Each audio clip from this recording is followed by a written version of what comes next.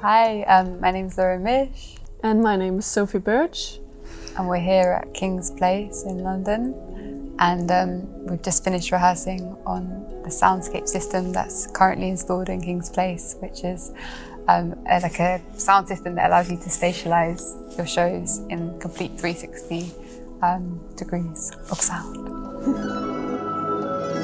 So the D&B audio soundscape system is a multi-speaker array that encircles the audience and allows you to place, treat each individual sound like an object and place it within that stereo field. So it creates, you've got not only left and right, but you've got from behind and in front, so you can really embed the audience in an audio environment.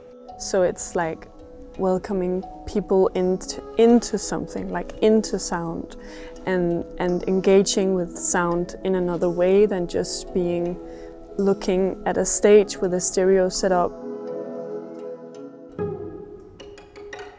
It's been a real treat for us to come into King's Place to put on this concert with the D&B Soundscape that's currently in Hall 2.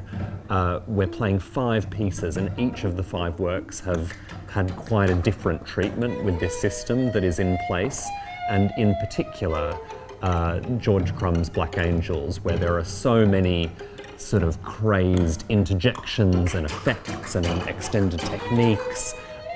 It's been a lot of fun to throw those sounds around the room and to create, I guess it's like a set of auditory hallucinations almost that the audience will sit through. I very much think about how sound moves around the room when we're just playing acoustically. So then to have the chance to work with the D&B system, I can really realise all of that movement in a much more dynamic way than just with 4 players.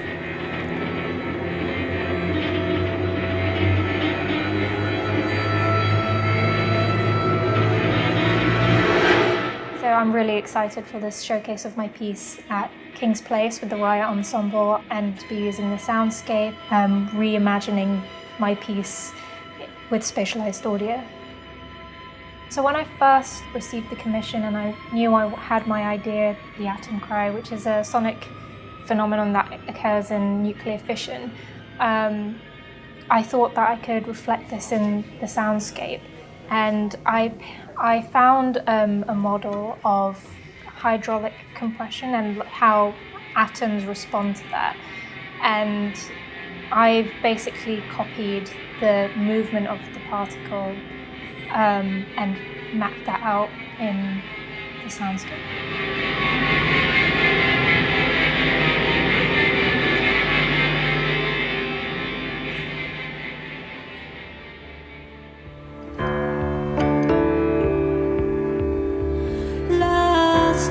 We'd put this release out. It contained a lot of field recordings and kind of found material, street sounds, stuff like that. So it very naturally lent itself to a soundscape piece where we could really just explore the spatial abilities of that system to do something different. One of the things we kind of really got into was the fact that we could control the sound's position from the stage, so I could interact with Nick's singing.